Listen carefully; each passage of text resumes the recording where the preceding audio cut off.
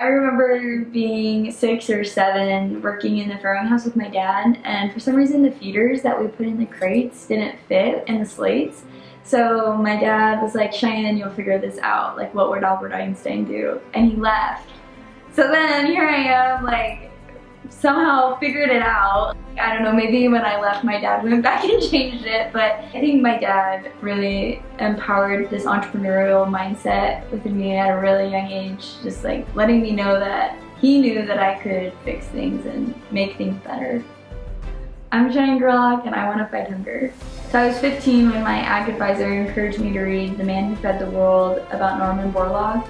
And that's when I really came to terms with the fact that agricultural innovation is where things really start to shift in the world.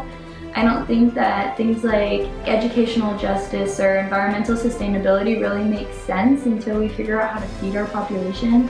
So immediately I knew that's what I wanted to dedicate my career and my education to. So ever since then I've been working on ways to fight at this never-ending problem of hunger. I spent 8 weeks in Mvita, Kenya, and I was researching different dissemination methods that farmers could use to feel comfortable adopting new farming technologies. I was with one specific technology that improved yields by 300%, so if a farmer were to adopt this method, it would be enough additional income for them to send children to school, switch up diet, traditions, or habits. So that really showed me that not only did I want to work in the developing world, but I could work in the developing world. And it also introduced me to this huge gap that isn't being met with aid. Right now we look at a country or even a continent and say this is a problem, when really we need to be looking at households and humans, not countries and continents.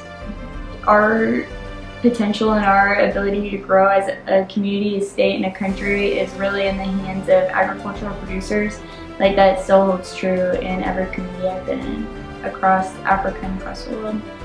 So the thing that I've been spending the most time on right now is Uhusiano. And Uhusiano is a business that I've had since I interned in rural Kenya my freshman year of college.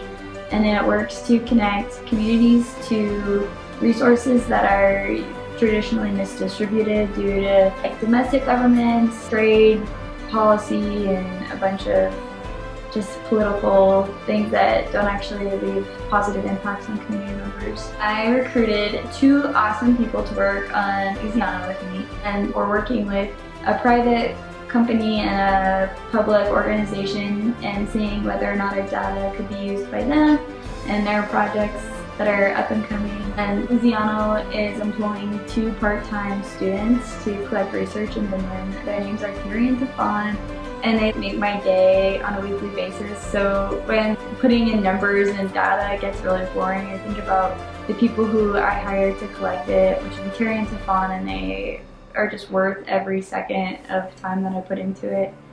So, like, thinking about Terry and Tafan is really motivational. And then when all else fails, my favorite quote is, when I stand before God on my last day, I hope that I don't have a single bit of talent left so that I can say I used everything you gave me.